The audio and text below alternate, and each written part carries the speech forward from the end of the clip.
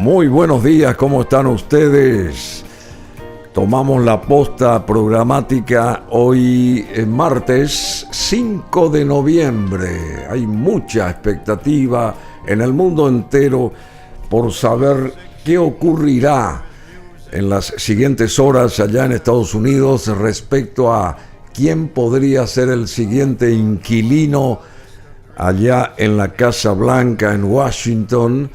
En el día de la fecha son 50 estados, 51 en total, pero 50 estados sin Puerto Rico que están pujando por una de estas dos figuras, si se quiere, icónicas ya a través de la fuerza eleccionaria. Estamos hablando de Donald Trump, quien podría llegar a ser nuevamente presidente de los Estados Unidos, o de Kamala Harris, que podría llegar a ser la primera mujer en estar ahí comandando el país más poderoso de la tierra, y bueno, podría salir airosa también esta señora. Para muchos es Madame President, más o menos. Me enviaron hoy muy tempranamente una inscripción donde aparece Kamala, y ahí está Madame President, ya supuestamente ungida como presidente de los Estados Unidos. Bueno, o sea que hay mucha puja, mucha expectativa, mucha presión también entre ambos bandos. Y vamos a ver qué está pasando. Imágenes también en vivo, emitidas estas por los canales más importantes de los Estados Unidos. Tenemos ahora esas imágenes acá. Arrancamos un programa especial y tengo que recibir también con un cálido aplauso a nuestro analista internacional, el doctor Jorge Daniel Codas Thompson, quien nos va a secundar perfectamente, o nosotros vamos a seguirlo a él, porque él sabe vida y milagro de todo lo que va a acontecer y lo que ya pasó y todo lo que va a acontecer respecto a estas elecciones presidenciales en los Estados Unidos. Y también habrá cambios en el Congreso. En fin, hay mucho movimiento político, habrá también, y el mundo entero expectante respecto a lo que ocurrirá hoy, el martes, aguardado por los estadounidenses. Muy buenos días, Jorge Daniel Codas Thompson, bienvenido. Buen día, Bruno, muchas gracias por la invitación, saludos a tu equipo y a la teleaudiencia también. Bueno, ¿qué está pasando? A ver, las 10 de la mañana en Asunción, exactamente las 10 de la mañana, ¿tenés algún resultado ya? ¿O cómo está la cosa? A ver. Mira, el primer lugar de votación que se cerró fue en un lugar que tiene 6 habitantes. ¿6 habitantes? 6 habitantes. Un lugar de 6 habitantes. Sí, y un distrito de 6 habitantes. Y la votación terminó en un empate de 3-3. 3-3. Bueno, y yo creo que por ahí va la mano. Y refleja un poco lo que seguramente vamos a ver a lo largo del día, probablemente yo diría varios días, sí, porque estamos ante la que posiblemente es la elección más competitiva en décadas. Y más reñida. Muy reñida. Eso en la práctica podría no terminar así, porque las encuestas dan sus resultados dentro del margen de error. Entonces realmente nosotros no sabemos si el margen de error se va a sesgar o se va, digamos, a ir todo. Se va a ir hacia un lado o hacia el otro. Claro, y ahí puede salir un claro ganador. Hoy no sabemos eso, o en este momento no lo sabemos. Sí sabemos que hay una intención aparentemente de ambos lados de judicializar resultados. ¿Sí? Los equipos jurídicos de ambos candidatos se están preparando hace tiempo. En el caso de Trump, él ya ha presentado muchas demandas, en algunas le dieron la razón, en otras no. Tiene que ver con digamos, en Estados Unidos se vota de 3 maneras, Bruno. Se puede votar el día de la elección, que es lo que vamos a ver hoy. Se puede votar por adelantado, es decir... Ya más de 80 millones lo hicieron. Así es. Y se acostumbraron mucho con la pandemia, porque en la pandemia fueron más de 100 millones los que votaron... a nivel correo, sí. Claro, a nivel correo. Entonces se tiene el voto a nivel correo, el voto adelantado, que es antes de la fecha propiamente, y el voto el día de la elección, que es lo que vamos a presenciar. Porque uno se pudo ir, digamos, antes de hoy, personalmente a depositar su voto. Así es. ¿Verdad? No sabemos los resultados, pero sí hay ciertos indicadores. Por ejemplo, se sabe de qué partidos son, en la mayoría de los estados se sabe de qué partidos son los que votaron. ¿Sí? No se sabe cómo votaron, porque el hecho de que una persona esté inscrita en el Partido Demócrata no necesariamente implica que vaya a votar por Kamala Harris.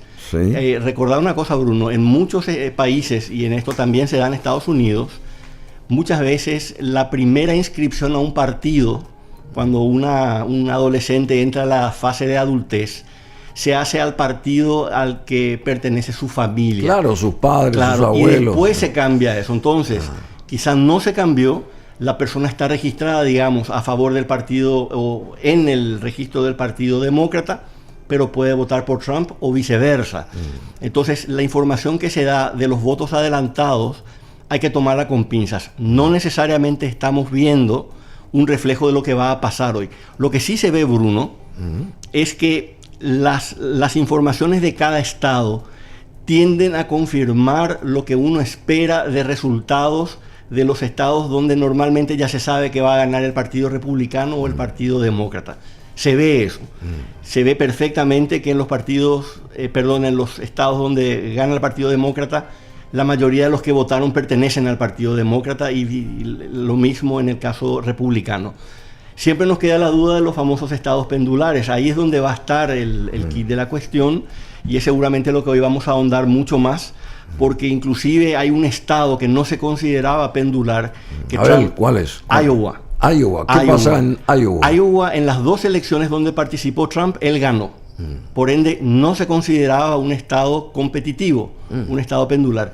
Resulta que en las últimas elecciones en las últimas encuestas que se hacen en Iowa, le dan ganadora a Kamala Harris. ¿Sí? Sí, eso fue una sorpresa, pero de nuevo, Bruno, una encuesta es una fotografía del momento.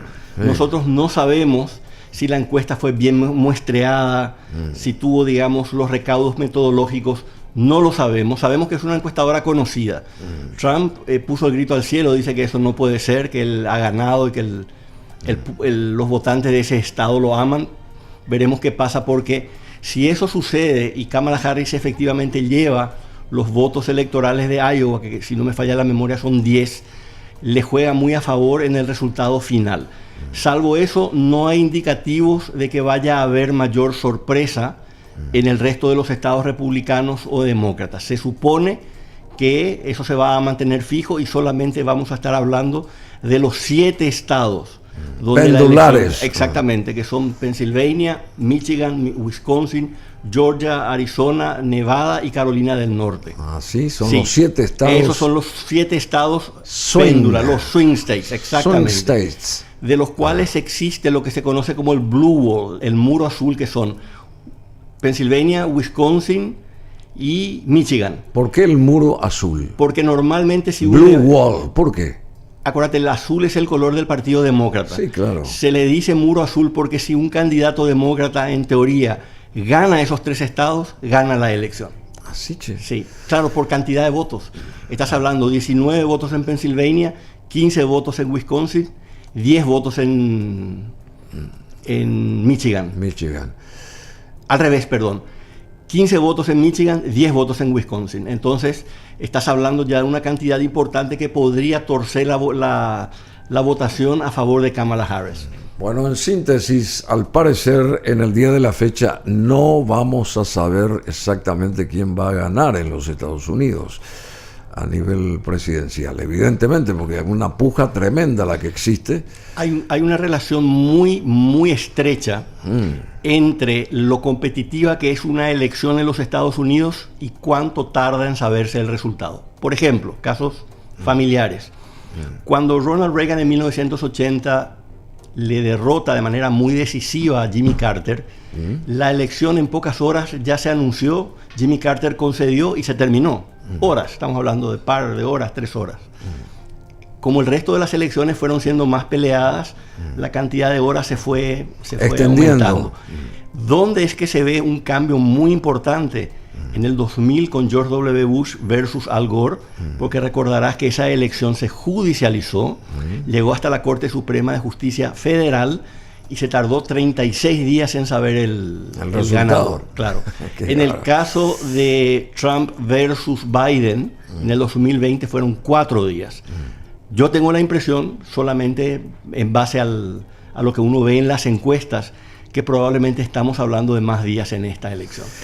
Bueno, muchas gracias Jorge Codas Thompson. Y unos 244 millones de estadounidenses podrán votar en el día de la fecha, o sea, aquellos que ya votaron, que son más de 80, y el resto podrá votar hoy, en el transcurso del día de este martes 5 de noviembre. 244 millones de estadounidenses podrán votar según el Bipartisan Policy Center. Y en las elecciones de mitad de mandato del 2018 y 2022 y en las presidenciales del 2020 se registró la mayor participación en elecciones de este tipo en décadas, según el Pew Research Center. Bueno, 244 millones de estadounidenses de un total de 330 o 340 son los que van a votar hoy, digamos, terminar la votación. Hoy algunos, reitero, ya votaron anticipadamente. Hay más o menos arriba de 80 millones de votos que llegaron vía correo y ese tipo de cosas, y también personalmente. Pero está muy, digamos, expectante el público del mundo, no solamente el público estadounidense o el público de América en general, nosotros acá también. Estados Unidos elige presidente y el perfil de su política global, que también es muy importante saber, porque esa persona que salga airosa, bueno, tendrá que manejar muchas rivalidades, conflictos, en fin, con países poderosos del mundo también, el caso de Rusia, el caso de China, en fin, y todas las guerras existentes también hoy en el globo. Y Trump dice que va a calmar esa belicosidad, mientras que esta señora al parecer va a seguir dando manija es lo que yo escuché, a esta beligerancia de ciertos países o de ciertas regiones muy populosas también del planeta. Ya están abiertas las urnas en 6 de los 7 estados clave allá en los Estados Unidos. Los puestos de votación han abierto ya en 6 de los 7 estados clave en esta elección: Arizona, Georgia, Carolina del Norte, Michigan, Pensilvania y Wisconsin. Como bien decía aquí el doctor Jorge Codas Thompson, falta solo Nevada, el estado de Nevada, cuyas urnas abrirán a partir de las 9 en el horario de la costa oeste. Recordemos que nosotros con New York tenemos una diferencia horaria de 2 horas. Acá ahora mismo son 10 de la mañana con 11 minutos y en New York son las 9 con 11 minutos. Y en la costa oeste hay creo que 3 horas de diferencia todavía, o sea que relegadas, 3 horas relegadas. Están mucho más atrasados horariamente los millones de estadounidenses de la costa oeste de los Estados Unidos, ¿verdad? Si en New York son las 10 de la mañana, por decir algo, allá en Los Ángeles o en San Francisco son las 7 de la mañana. Esa es la diferencia horaria que hay, y después están los estados del medio que también tienen otro uso horario, ¿verdad? 6 usos horarios en total tiene Estados Unidos. Ya ven ustedes, 6 usos horarios. Es un país inmenso, estamos hablando de más de 9 millones de kilómetros cuadrados, pero aparte tienen por un lado Alaska, digamos, separada de su territorio continental más grande, y después tienen, por ejemplo, islas en el Pacífico. Sí. Entonces tienen una situación, digamos, en materia de uso horario muy singular. Bueno, ¿por dónde arrancamos? Porque estamos nosotros aquí, tenés el café ahí, porque vamos a necesitar mucho café hoy acá.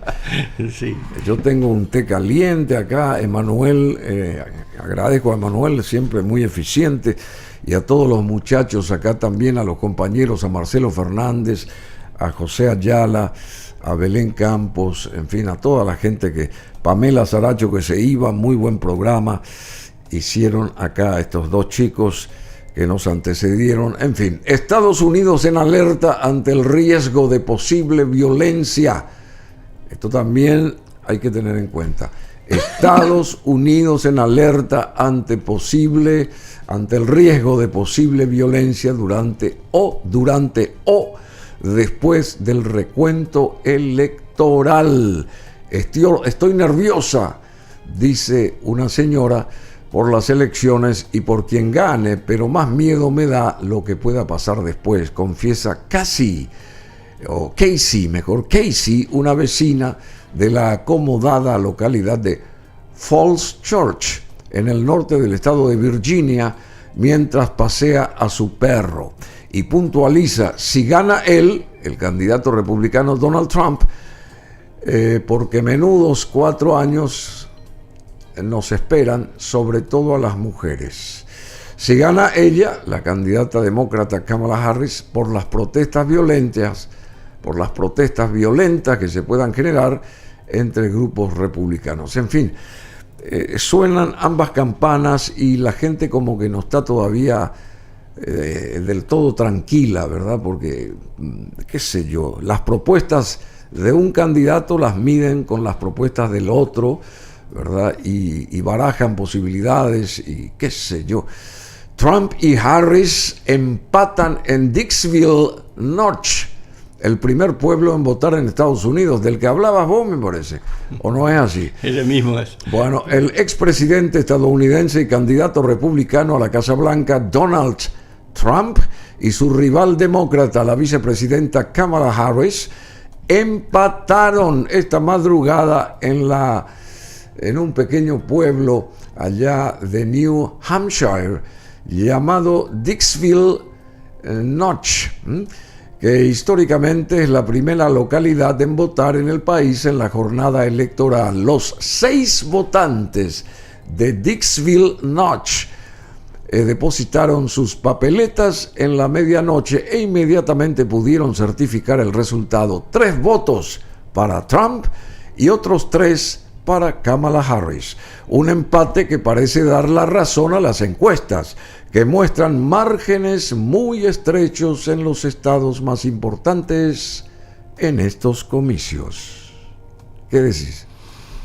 Y es un poco el espejo de lo que hemos visto en las encuestas. Ahora, realmente, Bruno, el tema de las encuestas tiene algunos aspectos que yo creo conveniente analizar. A ver, ¿cuáles? Primero, muy importante para recordar el fenómeno que se produjo cuando Trump fue candidato en ambas ocasiones, cuando ganó en el 2016 y cuando perdió en el 2020.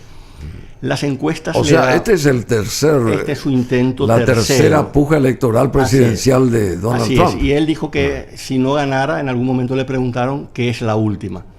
Es que tiene 78 años también. Sí, entonces, claro. Una elección... Todo o nada es hoy para él. Para él sí, para él sí. A ver, en las elecciones pasadas, tanto cuando compitió contra Hillary Clinton, como cuando compitió contra Joe Biden, él aparecía sistemáticamente debajo en las encuestas. ¿Ah, sí? Sistemáticamente más abajo de lo que llegó a aparecer en su momento con Kamala Harris. Ese ya es un punto a tener en cuenta. Sin embargo, obtiene millones de votos más el día de la elección, tanto contra Clinton como contra Joe Biden. ¿Y a qué se debe ese fenómeno? Se cree, se cree que mucha gente está en desacuerdo con las formas de Trump. Trump es una persona muy chocante cuando habla. Muy directa, muy... Sí. No es un hombre que se anda con cuestiones diplomáticas. Entonces hay gente que quizá le choca la manera en que él se expresa, pero está de acuerdo con lo que él dice que va a hacer. Sí. Entonces le dan su voto, pero no lo quiere expresar en una encuesta. Entonces en la práctica se da que él recibe mucho más votos de lo que tendría que suceder según las encuestas. ¿Por qué es importante eso ahora? Porque realmente en estos 7 estados se define la elección del día de hoy, los que hablamos, los swing states. A ver, vamos a repasar después otra vez estos 7. En las encuestas últimas, Trump tiene una ligera ventaja en la mayoría de esos 7. Cuando te digo ligera es menos del 1%. Si es cierto que Trump va a tener de nuevo subregistro, en la práctica va a ganar en esos estados que son los swing states. ¿Ah, sí? Claro, en eso que hablamos, de Pensilvania, Wisconsin. Sí, son 7, ¿verdad? Son 7. Entonces es muy probable que si eso se cumpliera, va a ganar, porque va a ganar en los estados pendulares. Ahora, las encuestadoras desde el año 2022, que hubo elecciones, las que se llaman midterms, ¿verdad? Las elecciones de tiempo medio, digamos, donde se renovó toda la Cámara de Representantes y el 33% del Senado, ellos ya trataron de corregir lo que se llama el error de muestreo, es decir, cómo hacer para reflejar mejor la intención de voto de aquellos que son entrevistados. Teóricamente eso, las encuestas o los sistemas de encuestas han sido sujeto de reforma. Lo que no sabemos, Bruno, es si efectivamente esas reformas que se hicieron van a canalizar, van a reflejar la cantidad de votos o el porcentaje de votos que Trump efectivamente tendría. Entonces, si seguimos ese razonamiento, Trump tendría hoy las de ganar, si es que efectivamente hay subregistro. Ahora, hay otras voces que dicen algo diferente. Hay un señor muy famoso, un profesor de la universidad, American University, una universidad en Washington, se llama Alan Lichtman, y él desarrolló un método que se llama las 13 llaves. 13 llaves. Sí, él es historiador. ¿De qué se trata eso? Son 13 llaves donde él evalúa lo que pasa en el gobierno de un presidente en particular y cómo eso se va a reflejar en la siguiente elección. Por ejemplo, ¿sí? El estado de la economía a corto plazo, el estado de la economía a largo plazo,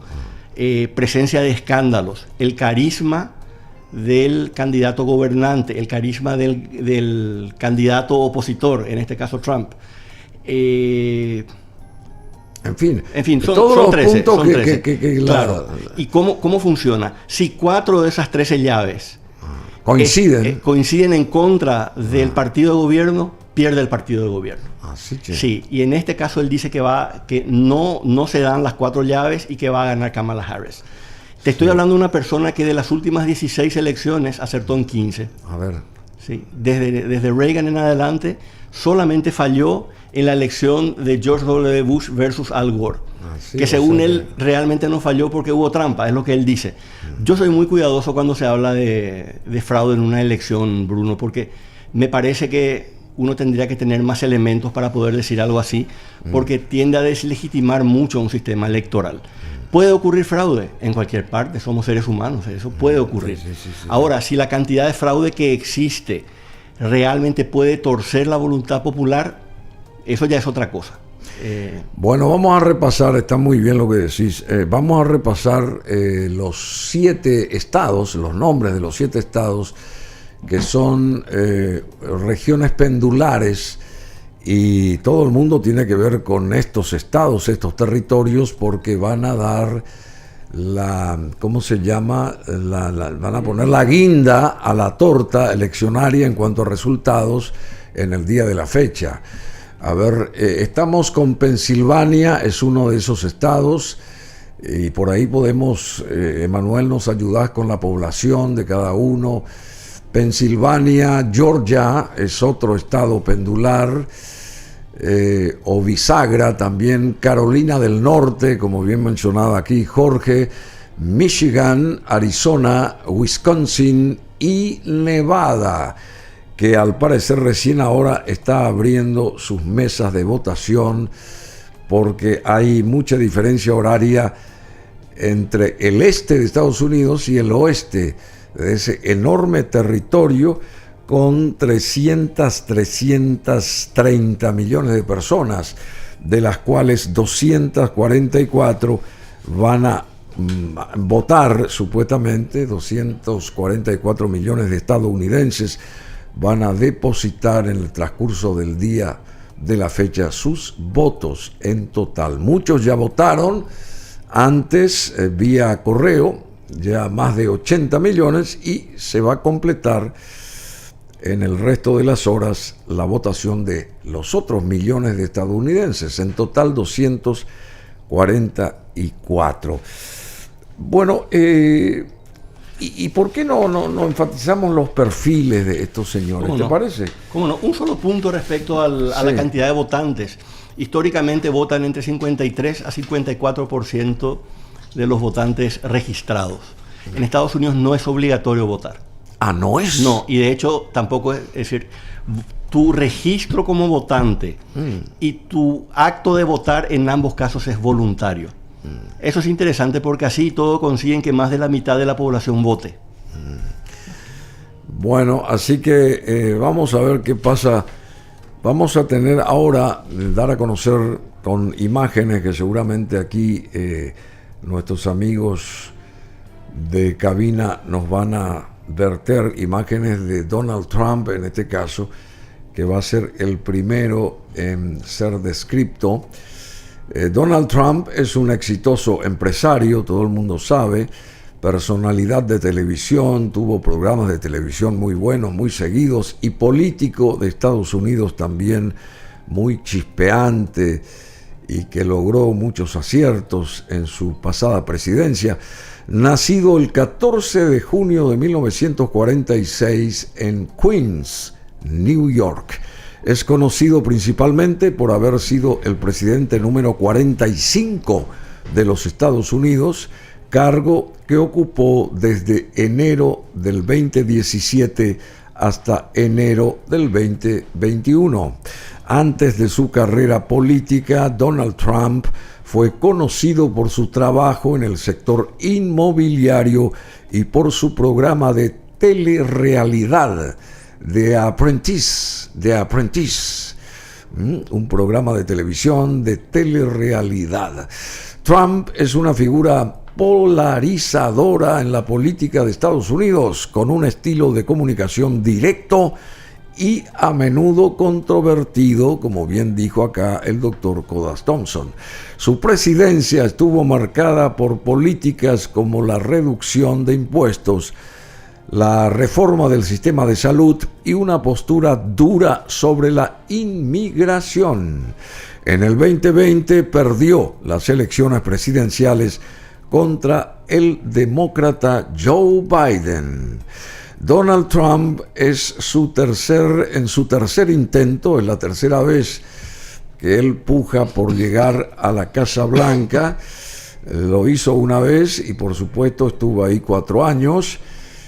Y 4 años estuvo, ¿no? 4 años es el periodo presidencial. Bueno, y después intentó una segunda y se tropezó, y ahora es el tercer intento por ocupar la Casa Blanca de Donald Trump, y ha presentado una serie de propuestas para las elecciones de Estados Unidos a partir del 2024, donde compite contra la vicepresidenta Kamala Harris.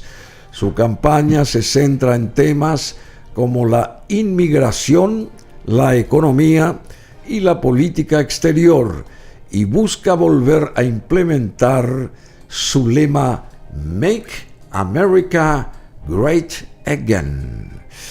Bueno, es la campaña de Donald Trump. Y rápidamente, antes de dar a conocer las principales propuestas de ambos candidatos, vamos con el perfil de Kamala Harris, que ya aparecieron algunas imágenes de ella. Kamala Harris es una política y abogada estadounidense, nacida el 20 de octubre de 1964 en Oakland, California. Es la primera mujer, la primera persona afroamericana y la primera de ascendencia india en ser vicepresidenta de los Estados Unidos, cargo que ocupa desde enero del 2021 bajo la presidencia de Joe Biden.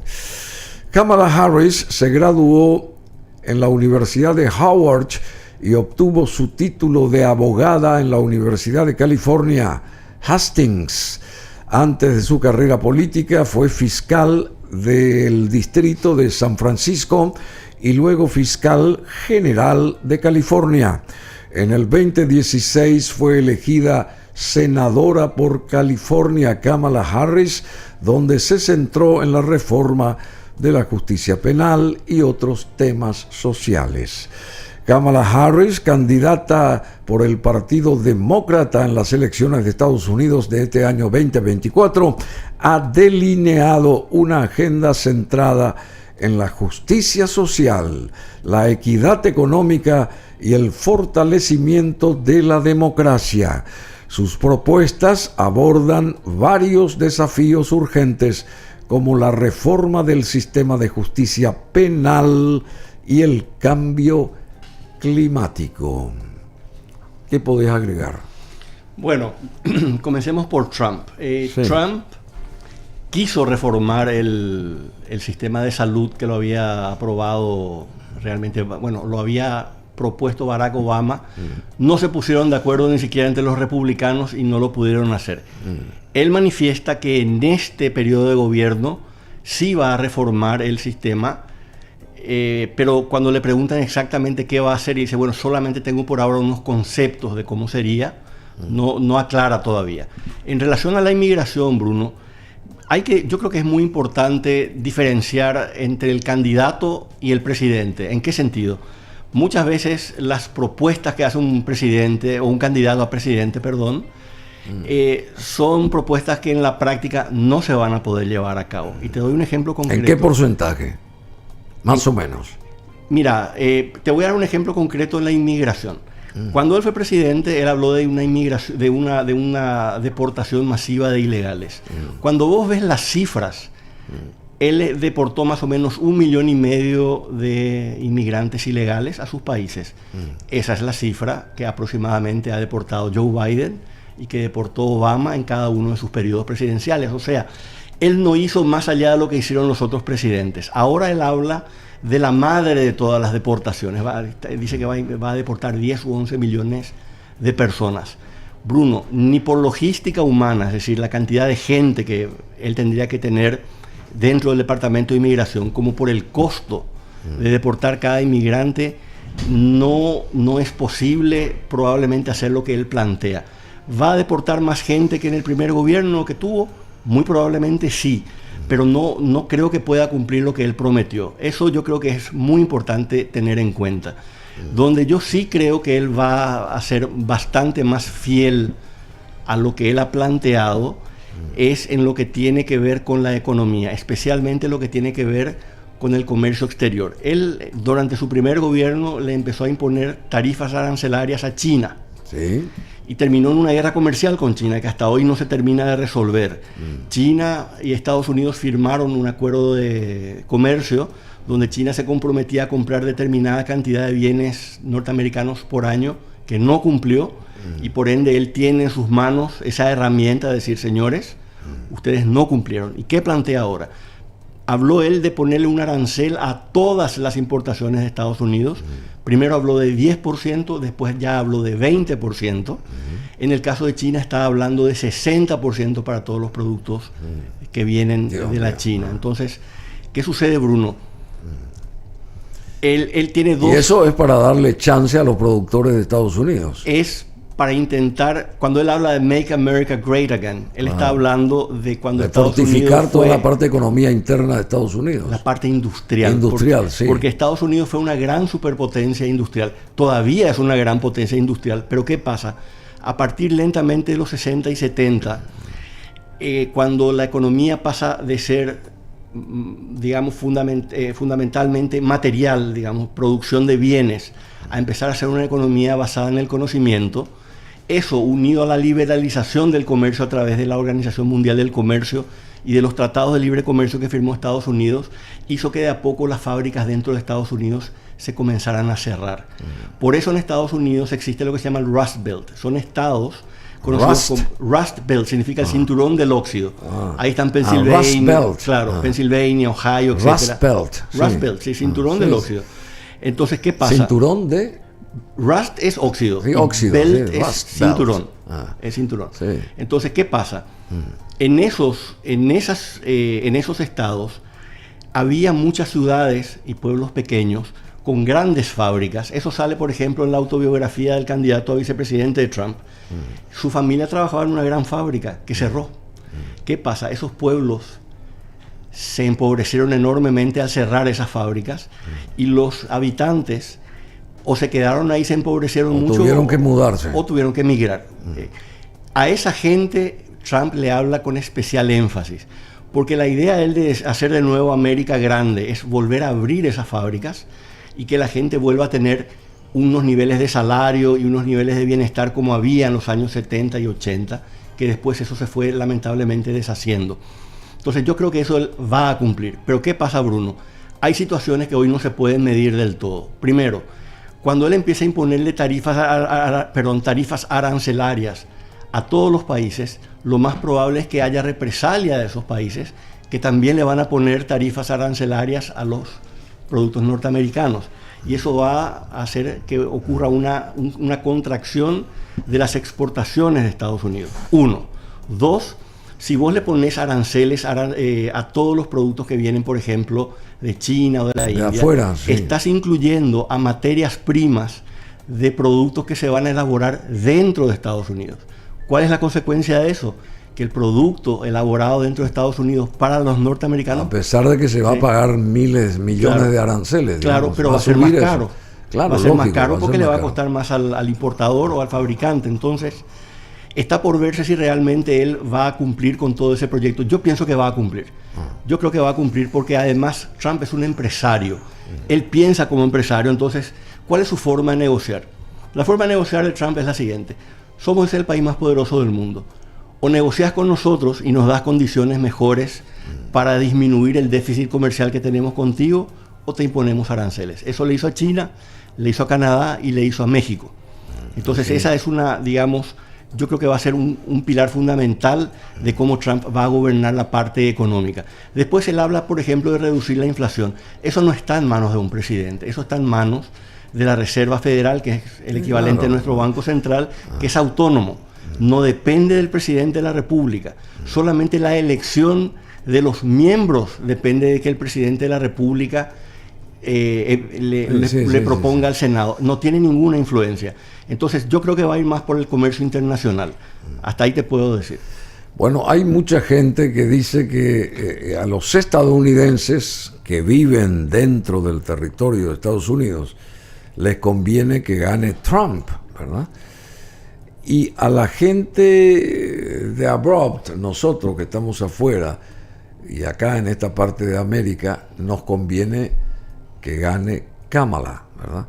Es más o menos así la división, la expectativa. Hay gente que dice que nos conviene aquí en estos países nuestros, nos conviene que triunfe Kamala, y aquellos que están viviendo en Estados Unidos dicen que Donald Trump va a hacer que las cosas les vayan mejores ahí a los productores, a los que están viviendo dentro del territorio de Estados Unidos.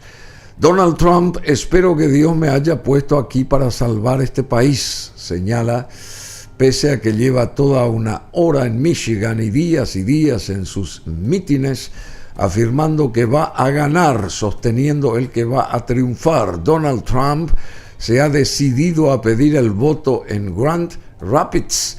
Espero que Dios me haya puesto aquí para salvar este país. Este país es inmenso. Así lo espero. A cada persona, a cada ciudadano de esta nación, les pido el honor de tener vuestro voto. Les pido el honor de tener vuestro voto. No os pido vuestro dinero, sí vuestro voto. Salid hoy y votad. Salgan y voten. Y tendremos la mayor victoria de la historia. Y como vuestro presidente, lucharé por vosotros cada día con mi último aliento. y derrotaré a Washington porque no voy contra Kamala, sino contra un mal mayor, sostiene Donald Trump. Hay amor en esta habitación, hay amor en todo el país, más del que creemos. Estáis dando vuestro dinero, vuestro tiempo y todo vuestro corazón, y os lo agradezco, ha asegurado. Bueno, es un castellano españolizado, pero luego, sin solución de continuidad, ha pasado a atacar a Harris. Decid conmigo, Kamala, eres mala, tienes un cociente intelectual bajo, no sabes qué hacer. Kamala, estás despedida, ha repetido en un discurso que ella parte de su retórica, al igual que afirmar que quiere los resultados de las elecciones inmediatamente. Han gastado todo ese dinero, ¿y para qué? ¿Qué está pasando? No queremos esperar 10 días, 3 días, 2 días. Queremos los resultados esta noche. ¿Y esos resultados se los tendrá? Yo creo que depende de cuán reñida esté la elección, Bruno. Creo que esto lo hablamos al inicio del programa. Cuando la elección es clara, se puede declarar ganador rápido, digamos. Cuando estás hablando de una elección muy reñida, por prudencia, las autoridades electorales no van a arriesgarse a declarar un ganador porque efectivamente el triunfo puede terminar siendo del otro. Entonces yo creo que se entiende la lógica de lo que él dice, de lo que Trump dice. Sí. Además Trump ha instalado un mensaje un poco contradictorio. Él habla de que efectivamente le van a hacer trampa, según él, de nuevo, porque ya le hicieron trampa en el 2020. La vez anterior. Claro. Entonces, él un poco que se está declarando ganador por anticipado. Esa es una estrategia peligrosa, Bruno, por lo que decía una de las personas entrevistadas, el peligro de una escalada de violencia si él no termina siendo el candidato electo. Eso es, en mi opinión, muy peligroso. Trump no es la primera vez que hace acusaciones de trampa. Cuando él fue candidato en las internas republicanas en el 2016, Ted Cruz, el senador Ted Cruz, le derrotó en Iowa y él armó un escándalo. Llamó a una de las autoridades del Partido Republicano y le dijo que él exigía que se anularan las elecciones porque habían sido resultado de un fraude. Publicó en Twitter que Ted Cruz personalmente había liderado la campaña para terminar haciéndole fraude en Iowa. Él es muy propenso a no aceptar una situación donde él se vea perdedor. Acuérdate que estás hablando de una persona que en su vida ha sido muy exitosa. Entonces, en su mente él parece que no internaliza la posibilidad de perder. De que no concluya victorioso hoy, por ejemplo. Entonces, y además, acordate lo que te decía al inicio, él ya habló de que es la última vez que se va a presentar. Si es así, esta es ahora o nunca para él. Esta es la última ocasión. Bueno, y por otro lado, Kamala Harris a sus votantes de Pensilvania les dijo: ustedes van a decidir el resultado de estas elecciones. Ella dio un mensaje de unidad a sus votantes y a quien no la vote, además, su habitual invitación al optimismo y una llamada a la esperanza.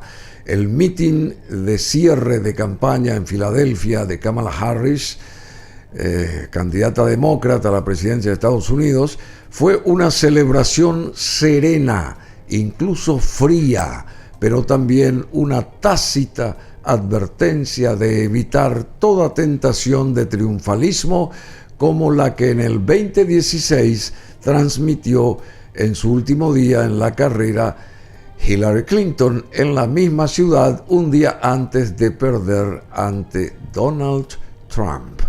El momento, está de nuestro lado, lo dijo con mucho impulso. Así se manifestó Kamala Harris a los miles de simpatizantes congregados en la noche de ayer lunes en Filadelfia. Bueno, aquí en nuestra producción, Emanuel Torres nos facilitó lo que habíamos solicitado, los habitantes de estas 7 de estos 7 estados pendulares, que son los que podrían torcer la balanza a favor de uno o del otro candidato. A ver, ¿qué población tiene el estado de Pensilvania, por ejemplo? Tiene 13 millones de habitantes. Pensilvania. No hay ahí un mapa de Pensilvania, querido José, para no sé dónde queda Pensilvania. Aquella región de azul, sí, de la mano derecha de la pantalla, aquel estado en azul, ¿verdad? Superior del lado derecho de la pantalla. Pensilvania tiene 13 millones de habitantes. Georgia tiene 10.800.000 habitantes. Carolina del Norte tiene 10.700.000, más o menos similar en cantidad a Georgia, Carolina del Norte y Georgia. Iguales en población más o menos, hay una diferencia a favor de Georgia de 100.000 personas. Michigan tiene 10.050.000 personas. Arizona tiene 7.300.000, tipo la población de Paraguay más o menos.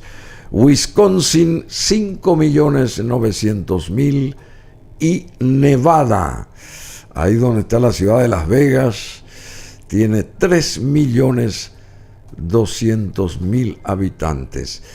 Si sumamos la población de estos 7 estados, que son los estados swing states, o estados bisagra, o estados péndulos, Pensilvania, Georgia, Carolina del Norte, Michigan, Arizona, Wisconsin y Nevada, el total poblacional da, a ver, la sumatoria de 60.950.000, o sea, 61 millones de habitantes más o menos.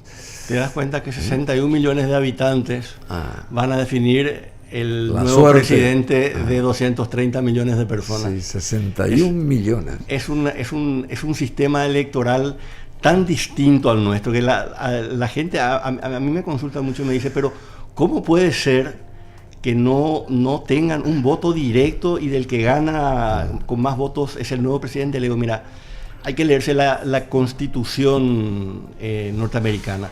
En la Constitución norteamericana los padres fundadores ya incluyeron el voto electoral, porque acordate que al inicio no eran 50 estados, eran 13 colonias. 13 colonias, claro, sí. Y de ahí fueron aumentando las colonias, después se procedieron a llamar estados.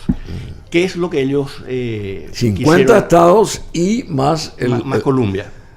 No, y después está el territorio de Puerto Rico. Sí, bueno, ese es lo que se llama un estado libre asociado. Sí, y ese no cuenta. No es la estrella número 51, ¿no está ahí? No, tienen un estatus un poco especial. O sea, porque no son ni independientes ni son un estado de Estados Unidos. No, ya sé, pero no conforma, entonces no tiene ninguna estrella Puerto Rico. Estado libre asociado. Ese es su estatus. Sí, yo sé que y han votado, han tenido plebiscitos para ver si la gente quiere pasar a ser un estado de los Estados Unidos, y siempre terminan ganando la opción de quedarse como están. Y bueno, son más cómodos.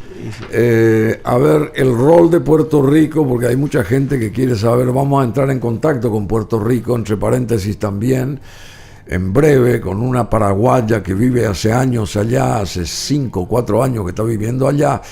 El rol de Puerto Rico en las elecciones de Estados Unidos. Punto 1, territorio no incorporado. Dice, Puerto Rico es un territorio no incorporado de Estados Unidos, lo que significa que no es un estado, pero está bajo la jurisdicción estadounidense. Esto afecta su representación política. ¿Cómo entendés eso? Y es Puerto Rico es una de las 3 islas que Estados Unidos captura durante la guerra hispanoamericana en 1898. A Cuba finalmente se le da la independencia, es decir, se le ayuda a tener su independencia unos años después, y Estados Unidos termina retirándose. Se quedan con Filipinas y Puerto Rico. A Filipinas le dan su independencia en 1946, después de la Segunda Guerra Mundial, y en el caso de Puerto Rico se quedan con un estatus que ni es un estado propiamente, ni es independiente. Entonces vos tenés una situación un poco compleja en el sentido de que, como dice el artículo, jurídicamente la jurisdicción de las leyes norteamericanas le afectan, pero el Estado no tiene, los habitantes del Estado no tienen los mismos derechos, digamos, que las personas de Nueva York. El ciudadano de Estados Unidos. Exactamente, tienen un estatus distinto. Nunca han querido, se les ofreció mediante plebiscito la posibilidad de ser totalmente independientes o de incorporarse como Estado, y han votado mayoritariamente por quedarse como están. No se quieren plegar. No se quieren ir ni a ser completamente de Estados Unidos, ni tampoco se ven con un futuro muy prometedor si se independizan del todo. Yo diría que es una posición de comodidad. Así mismo, bueno, Puerto Rico no tiene voto en el colegio electoral, entre paréntesis, los puertorriqueños no tienen derecho a votar en las elecciones presidenciales, aunque son ciudadanos estadounidenses. No cuentan con electores en el colegio electoral, lo que significa que no pueden participar en la elección del presidente. Representación en el Congreso, a ver cómo figura Puerto Rico representado en el Congreso, allá de Washington. Puerto Rico tiene un comisionado residente en la Cámara de Representantes de los Estados Unidos. Este representante puede participar en debates y comités, pero no tiene derecho al voto en el Pleno de la Cámara. Participación en primarias electorales. Puerto Rico puede participar en las primarias de los partidos políticos. Esto significa que los votantes de Puerto Rico o puertorriqueños pueden influir en la selección de los candidatos presidenciales de los partidos. Cuestiones de estatus. Atención, la relación de Puerto Rico con Estados Unidos es un tema recurrente de debate. Las opiniones de estatus incluyen la estadidad, convertirse en un estado, estadidad, que todavía no se convierte en estado, la independencia o el mantenimiento del estatus actual. Quieren seguir así como están, al parecer. Y esto impacta en las discusiones sobre su papel en el proceso electoral y su representación política. Bueno, así que hay algo que leí ahí de Oprah Winfrey. ¿Qué dice Oprah Winfrey? Me asusta esto. Oprah Winfrey, la gran conductora de televisión, una mujer que tiene mucha fortaleza mediática, tiene millones de seguidores en Estados Unidos. Oprah Winfrey, sobre el escenario, pide votar por Kamala Harris para salvar al país de una presidencia peligrosa, sostiene. Oprah Winfrey era otro de los platos fuertes del último meeting de Kamala Harris. Sobre el escenario en Filadelfia, sostuvo lo que recién les comentaba, en Filadelfia, en Pensilvania. La comunicadora, actriz, productora y uno de los rostros más conocidos y poderosos de los Estados Unidos ha presentado a 10 jóvenes que votan por primera vez.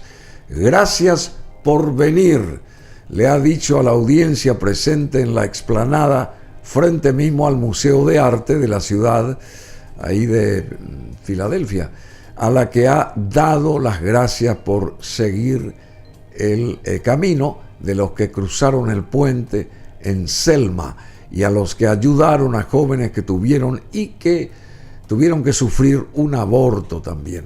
Cada voto, todos y cada uno de ellos cuentan, cada uno de ellos, ha insistido Oprah Winfrey. No nos vamos a sentar a esperar. Si no nos presentamos mañana, por hoy, es muy posible que nunca jamás podamos votar con nuestras papeletas. Decidir, no decidir, es dar un voto para que otra gente controle tu futuro. Decidir, no decidir, es dar un voto para que otra gente controle tu futuro.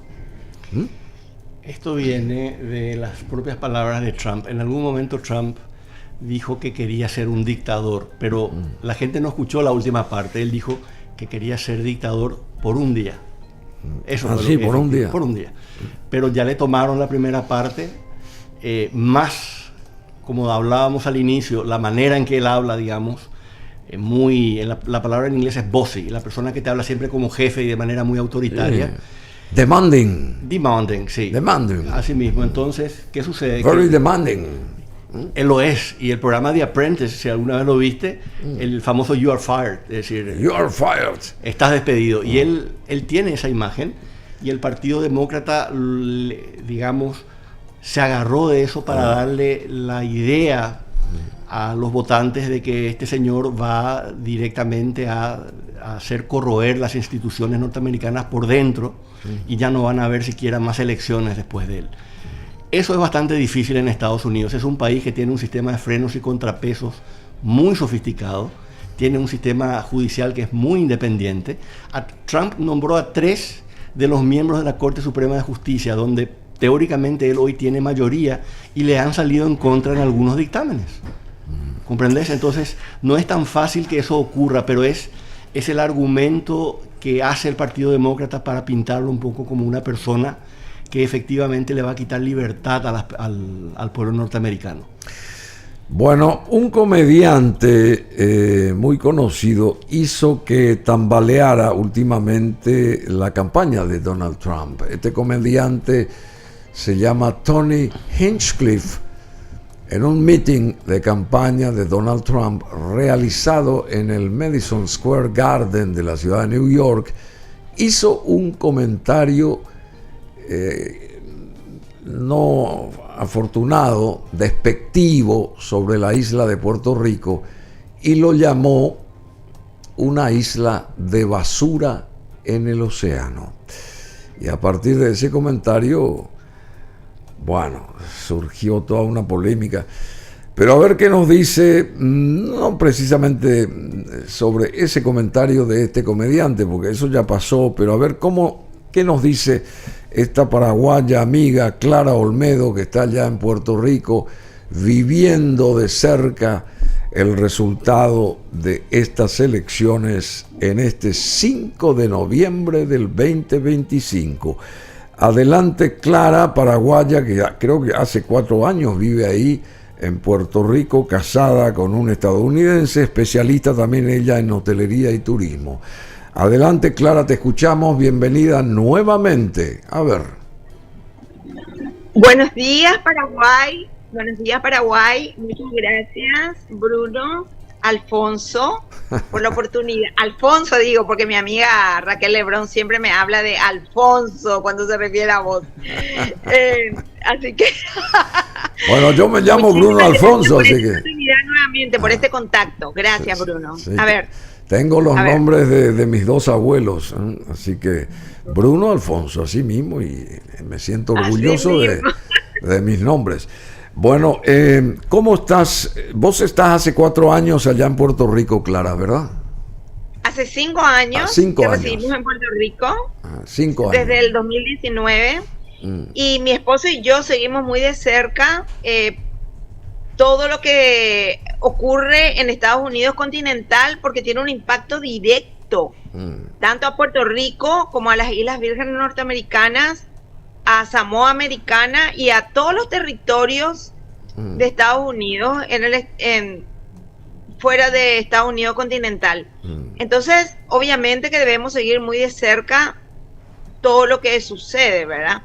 Bueno, decime, ¿cómo se sintió en el ánimo de los puertorriqueños lo que dijo este comediante, que yo creo que se le chispoteó, como dice el Chao, al decir esa historia, y de Puerto Rico menoscabó a la isla del encanto, y hay mucha gente seguidora de la isla y fanática de la isla. Yo soy uno de ellos porque conocí Puerto Rico en 2 ocasiones, ya dije la vez anterior, y realmente sí, es una isla fabulosa. ¿Cómo sintieron ustedes en carne propia el resultado del chiste, entre comillas, de este comediante? Bueno, en primer lugar, el presidente patriota no estaba en el Madison Square Garden físicamente cuando este comediante hizo esa referencia, ¿verdad? Ahora, se lo está investigando, el Partido Republicano lo está investigando de cerca, porque él está registrado como demócrata. Este comediante está registrado como demócrata y una vez más fue el cierre de campaña del presidente Trump fue saboteado. Sí. Le habrán pagado millones y millones de dólares, teniendo en cuenta que simplemente a Beyoncé, por estar 10 minutos apoyando a a esta persona Kamala, estuvo 10 minutos y le pagaron 10 millones de dólares. Entonces, a todos los artistas de Hollywood y del mundo de la música que se han presentado en la campaña de Kamala han recibido igual paga, 10 millones de dólares, ¿verdad? Entonces, no sabemos cuánto habrá recibido este comediante por hacer, porque en ese momento se estaba, trabajando por los votos de las minorías. Sí. Por ejemplo, Puerto Rico tiene 2 millones de habitantes solamente en Florida, por decirte. Tiene 600,000 en Pensilvania, que es uno de los estados bisagra, uno de los estados oscilantes, que es fundamental ganar, y son 600,000 boricuas solamente en Pensilvania. Ya no hablemos de cuántos hay en Texas, por decirte, ¿verdad? Porque hay más de 4 millones de boricuas en Estados Unidos. Entonces, una afirmación como la que hizo este comediante, obviamente que impacta en el sentir, en las emociones. ¿Por qué? Porque los boricuas son sumamente orgullosos. Y patriotas, por supuesto. Cualquiera es patriota, ¿verdad? O sea, tiende a defender a su país, a su región, a su territorio. Puerto Rico, su país, su patria, y son súper orgullosos, ¿verdad? Y claro que los impactó emocionalmente hablando.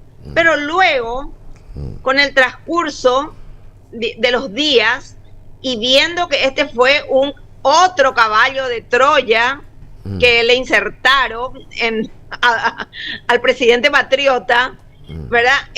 Se dieron cuenta que él realmente no se refería a las personas propiamente dichas de Puerto Rico, a los boricuas, sino se refería a los políticos de Puerto Rico, que realmente son personas muy corrompidas, que se roban todo todos los fondos federales que envía Estados Unidos a la isla, son robados por los políticos puertorriqueños, ¿verdad? Por los políticos que están... Por los políticos de turno, políticos de turno. Bueno, así mismo, por los políticos de turno. Entonces, realmente quería hacer llamar la atención a la corrupción política existente en Puerto Rico, que esos recursos no se usan para el bienestar de la isla, sino que son robados. Se utilizan para ciertos bolsillos, siempre. Así mismo. Y también otra cosa importante que logró este comentario es, enfocarnos en que la isla no hace lo suficiente para el reciclaje. Realmente hay un problema muy grave de basura en la isla, porque los vertederos están colapsados. La gente, increíblemente, ¿verdad? La gente deja su basura en las playas, van y pasan un fin de semana en la playa, acampan en la playa, pero dejan su basura. Y mi esposo y yo, en la playa que a nosotros nos corresponde, que se llama Tres Hermanos, Balneario de Añasco, todos los días que vamos como una bolsa de basura y recogemos los desperdicios que van dejando los fines de semana. Realmente la isla requiere una educación medioambiental con relación a los desechos, Y me encantaría que sea como Taiwán, ¿verdad? Porque Taiwán es una isla de 25 millones. Bueno.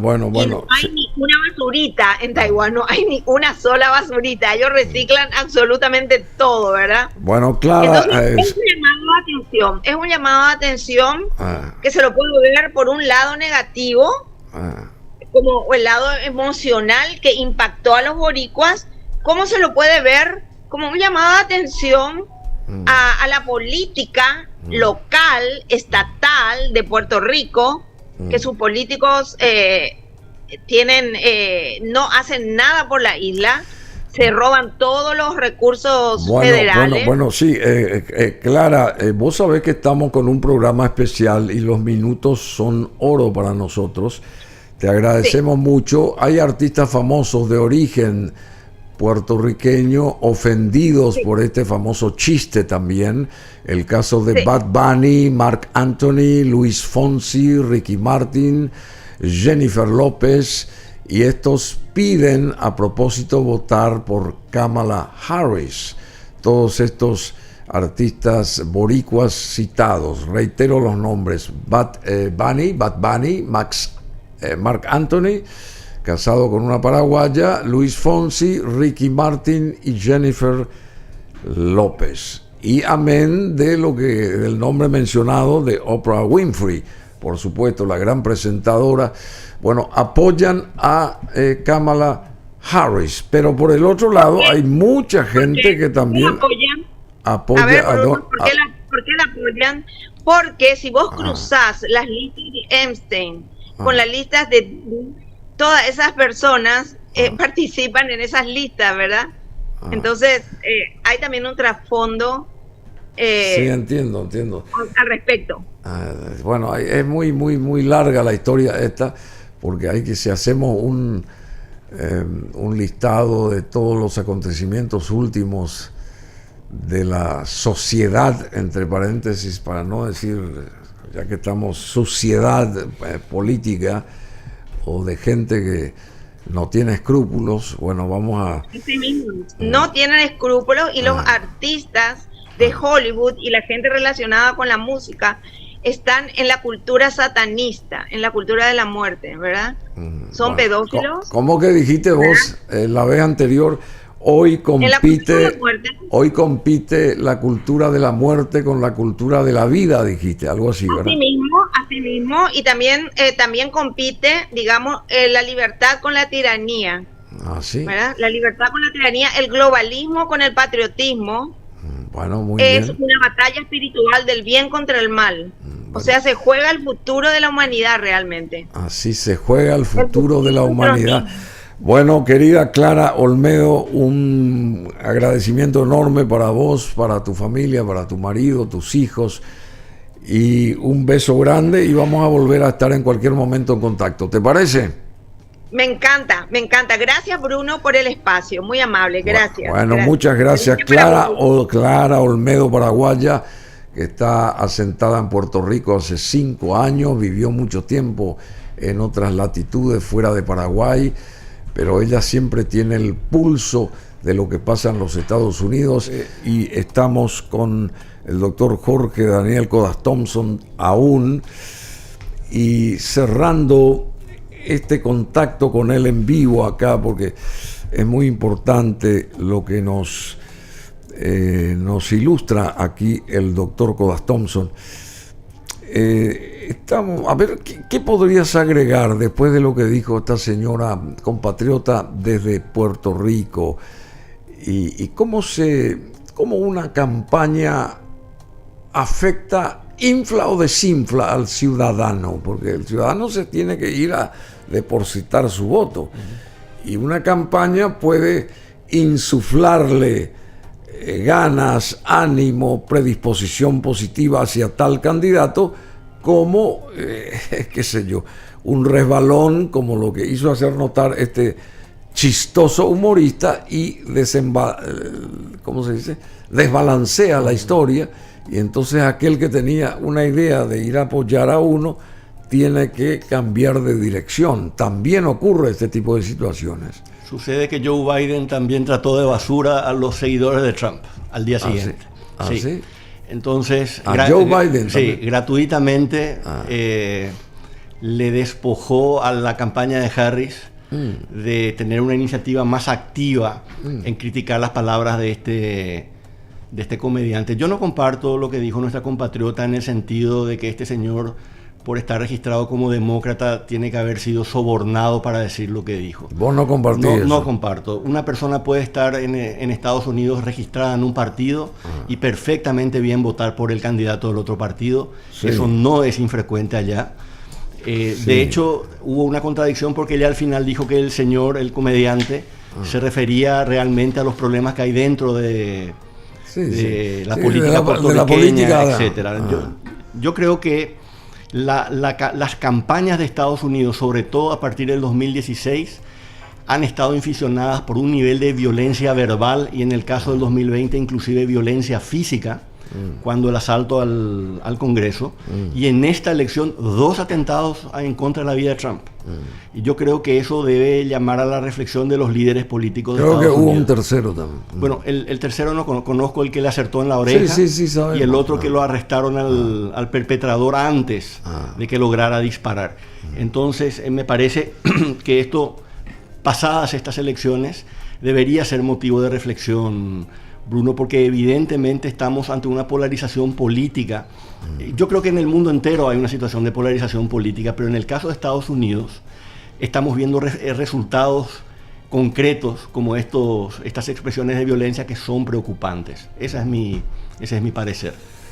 Bueno, sí, por supuesto. Cuando recién abríamos esta programación con Jorge Codas Thompson, nos referíamos también a las propuestas principales de estos candidatos, ¿verdad? Vamos con Trump rápidamente. Propuestas principales en el plano económico de Donald Trump. Él promete reducir la inflación y el gasto gubernamental, restablecer la producción de petróleo y gas y eliminar impuestos sobre las propinas. También planea ofrecer recortes de impuestos para las familias. No sé si querés agregar algo. Sí, en el tema del petróleo lo que él dice es falso. Estados Unidos nunca en su historia ha producido tanto petróleo como en este momento. ¿Sí? En la Agencia de Información para la Energía del Gobierno de Estados Unidos se tiene la estadística de la producción semanal desde la década de los 60 y está produciendo 13 millones y medio de barriles por día, que es la mayor producción de petróleo en el mundo, más que Arabia Saudita y más que Rusia. Sí, entonces, si bien eso podría aumentar si es que en el gobierno de Trump se habilitaran, por ejemplo, perforaciones en Alaska, que en este momento están prohibidas, hoy Estados Unidos está en una situación muy privilegiada en producción de petróleo. Respecto a esto que dice el restablecer la producción de petróleo y gas, dice. Es que no se ajusta a la verdad, Bruno. Estados Unidos es el mayor. Está produciendo ya tremendamente. Estados Unidos es el mayor productor de petróleo y de gas del mundo, pero por buen margen, no es un margen estrecho. Para que te des una idea, 13 millones y medio de barriles por día producen ellos. Rusia y Arabia Saudita producen cerca de 10 millones de barriles por día. La diferencia es muy grande. ¿Cuál es la diferencia? Que Estados Unidos, así y todo, no logra autoabastecer su mercado porque consumen cerca de 20 millones de barriles por día. Pero no es cierto que él va a restablecer ningún tipo de autonomía. Ya está restablecido. No.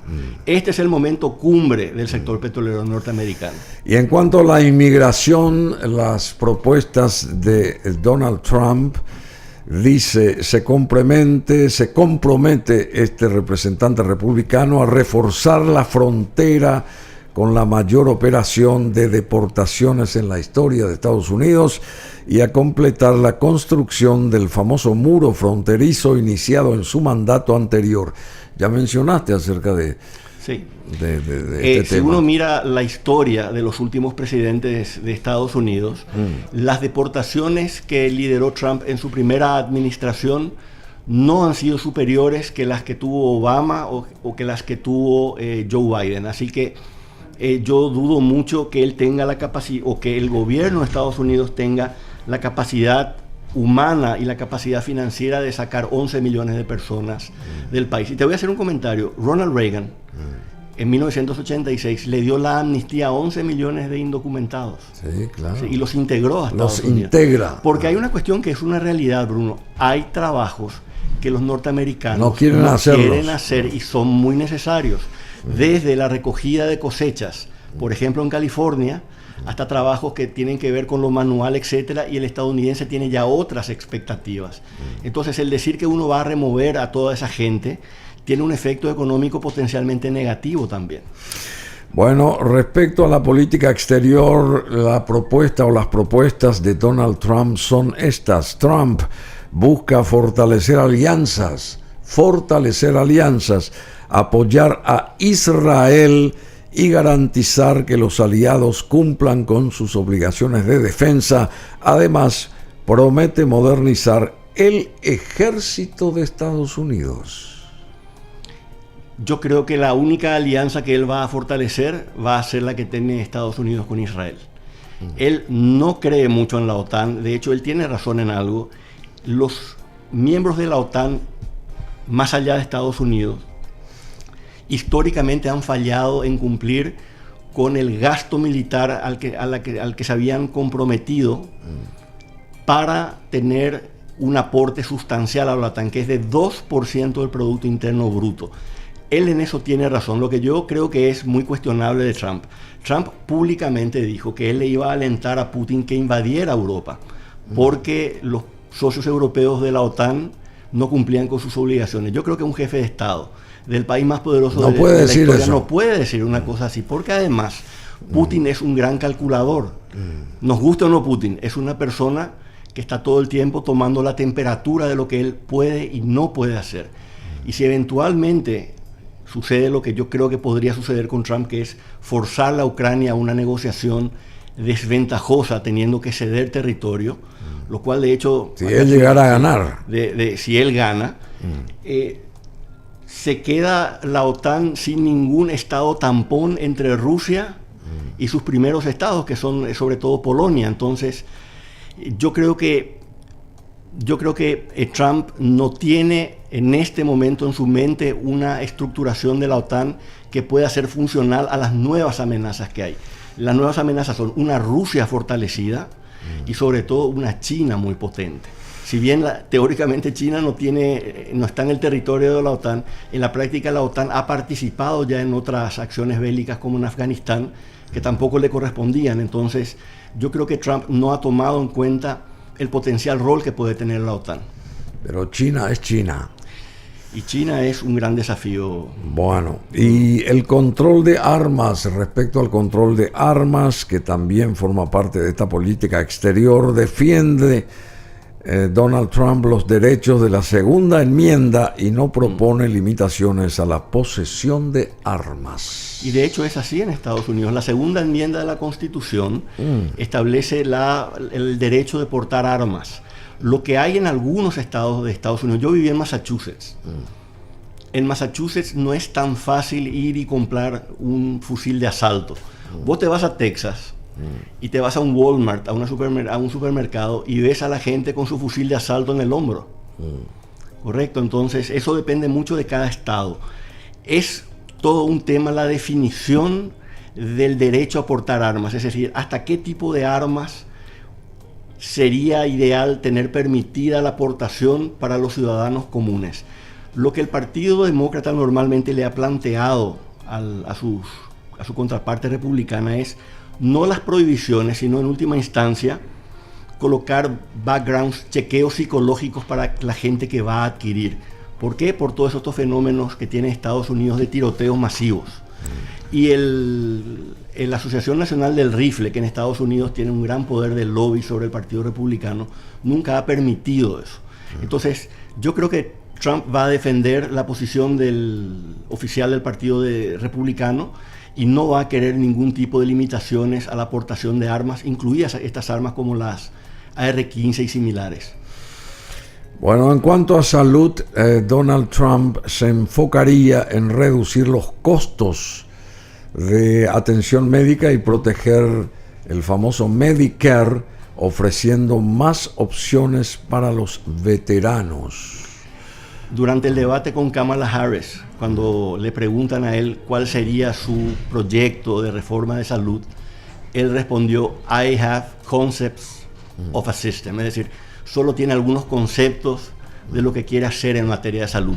Él ha sido bastante ambiguo en muchas de sus políticas, entonces yo no te puedo en este momento decir, mira, él plantea, por ejemplo, reducir las opciones de elección que tienen los pacientes respecto a seguros médicos privados, algo que fue un logro de la reforma de salud que lideró Barack Obama. No te puedo responder porque él no da señales de qué exactamente quiere acometer para poder reformar la salud, y sobre todo lo que él dice del costo. Estados Unidos tiene un gasto total en salud de 16% del Producto Interno Bruto, Bruno. Los países europeos, por ejemplo, que tienen mayormente sistemas públicos, tienen un costo mucho menor, pero además tienen muchos mejores indicadores de salud, por ejemplo, en expectativa de vida al nacer, en mortalidad, etc. Entonces vos te das cuenta que realmente es un problema que se tiene que resolver, pero yo no le he visto a él presentar un proyecto concreto donde se establezca qué se va a hacer y cómo se va a hacer, y sobre todo cómo se va a financiar un programa así. La comida chatarra. Y bueno, ese es todo un tema. Bueno, respecto al aborto, se opone Donald Trump al aborto tardío y apoya políticas que protejan a las madres y los no nacidos, defendiendo que los estados tengan el derecho a legislar sobre el tema, sobre este particular tema. Hay en CNN un artículo que se llama Las 15 veces que Donald Trump cambió su postura sobre el aborto. ¿Así? 15 veces. 15, ahora son 16 ya, con esta última, sí. Bueno. Él empezó favoreciendo absolutamente el aborto sin ningún tipo de restricciones, y después fue cambiando, se fue volviendo más conservador. Él desde que se vuelve a penalizar el aborto con la eliminación de una ley que se llama, una resolución de la Corte Suprema de Justicia que se llama Roe versus Wade. ¿Cómo se llama? Roe versus Wade. Fue un caso de 1973, sí, donde la Corte Suprema de Justicia establece el derecho al aborto. Eso se elimina con la Corte Suprema de Justicia actual, que tiene mayoría conservadora, y Trump se ve en figurillas, porque en la medida que él va diciendo, correcto, esto le corresponde, por ejemplo, a los estados legislar, a los estados individuales, sus constituyentes le dicen, no puede el estado legislar porque nosotros estamos perdiendo un derecho adquirido. Y él ha tenido que ir maniobrando, y al final ha dicho, bueno, se tiene que llamar a un plebiscito, se tiene que buscar un mecanismo que exprese voluntad popular, pero nunca termina de definir. Lo que sí él se ha agarrado de la crítica al aborto tardío, es decir, en el último trimestre del embarazo, donde él inclusive acusó a un gobernador norteamericano de preconizar el asesinato de bebés recién nacidos como una forma de aborto. Eso no es así, es decir, nadie en Estados Unidos preconiza el asesinato de un niño recién nacido, eso no ocurre. Sí existe el aborto tardío, que es muy debatido. Yo te quiero comentar algo. En Europa, donde el derecho al aborto en general está consignado, en la mayoría de los casos es solamente en el primer trimestre, Bruno. Después se protege al feto ya. ¿Comprendes? Entonces, en Estados Unidos esta es una discusión que todavía está por tenerse. Bueno, hay 3 ítems rápidamente y después vamos a dar paso a nuestro siguiente invitado, y las propuestas de Kamala Harris las estaremos discutiendo, analizando con Mario Paz Castain, que ya está acá en el estudio. Educación, promete el costo de la educación superior Donald Trump y fomentar alternativas a los títulos tradicionales. ¿Qué decimos? No sé exactamente cómo es muy ambiguo. Muy ambiguo esta historia. Comprendiendo, entonces, promete reducir el costo de la educación superior. ¿Cómo lo va a hacer si cuando Biden ha querido, por ejemplo, condonar deudas de estudiantes, de graduados, ya que no tienen la capacidad económica de sufragar sus gastos mensuales en materia de deudas? El Partido Republicano se ha opuesto y le ha bloqueado la iniciativa en el Congreso. Entonces, ¿cómo él pretende hacer la disminución? Ahí está el problema con Trump. Te lanza la idea, y la idea se queda un poco al libre albedrío del que escucha la idea. Él no te da lo concreto. Bueno, respecto al medio ambiente, entre las propuestas de Donald Trump figura planea eliminar las políticas de Biden sobre vehículos eléctricos impuestos por la Agencia de Protección Ambiental. Su mayor seguidor es Elon Musk, que es el mayor productor de vehículos eléctricos del mundo. Entonces, yo me pregunto, ¿Elon Musk está planeando pegarse un tiro en el pie? Apoyándole. Yo no creo. ¿Te das cuenta cómo medio ambiente dice? O sea, la propuesta del medio ambiente de Trump planea eliminar las políticas de Biden sobre vehículos eléctricos impuestos por la Agencia de Protección Ambiental. Elon Musk, ¿dónde está acá? Elon Musk es su mayor fanático. Sí, ya sé, entonces, pero ¿y dónde está acá? ¿Cómo va a reaccionar ante esto? No lo sé. Es decir, la conclusión a la que yo llego es que no se van a eliminar los apoyos a los vehículos eléctricos. Bueno, y por último, derechos LGTBIQ+, se opone a la expansión de derechos para la comunidad de gays y lesbianas y compañía, y promete revertir regulaciones que protegen la identidad de género. Durante el gobierno de Obama, la Corte Suprema de Justicia legalizó el matrimonio, llamémosle matrimonio igualitario, que es el término que más se usa. No pasó por el Congreso, es una resolución de la Corte Suprema. ¿Cómo exactamente él piensa revertir eso? No lo sé, no está en sus manos. Está en manos de la Corte en todo caso, que podría hacer como con la ley del aborto, hacer una reversión. Regulaciones al respecto. El conjunto de regulaciones que tienen que ver con los derechos LGTB, de hecho, están enmarcados dentro del conjunto de derechos civiles. La no discriminación, etcétera. Y no sé cómo él separaría, cómo haría para separar determinados derechos genéricos del derecho de esta comunidad LGTB de manera concreta, Bruno. Bueno, yo quisiera simplemente agradecerte en nombre de toda la producción todo lo que nos dijiste, cómo nos acompañaste, y siempre estás bregando para mejorar lo que tratamos de hacer respecto a la audiencia, con tu sapiencia, con tus acertados comentarios, querido Jorge Daniel Codas Thompson. Muchísimas gracias. Y antes de cerrar este contacto contigo en vivo, te pregunto, ¿y quién a tu criterio querrías que sea el siguiente presidente? Yo no tengo un candidato favorito, sinceramente. Si tuviera que verme en esa situación, me pones en un aprieto. A mí no me gusta ninguno de los dos candidatos por diferentes razones, sí. Tengo mis serias reservas respecto a los dos. De entrada, Kamala Harris es una persona que ni siquiera tuvo que competir en internas y resulta que está ahora por convertirse, si la votación le favorece, en la persona más poderosa del mundo. Y en el caso de Trump, la manera en que él actúa y la manera en que él se condujo, sobre todo cuando perdió la elección anterior, yo no comparto, Bruno. Yo creo que hay que saber, para ser buen ganador hay que saber ser perdedor.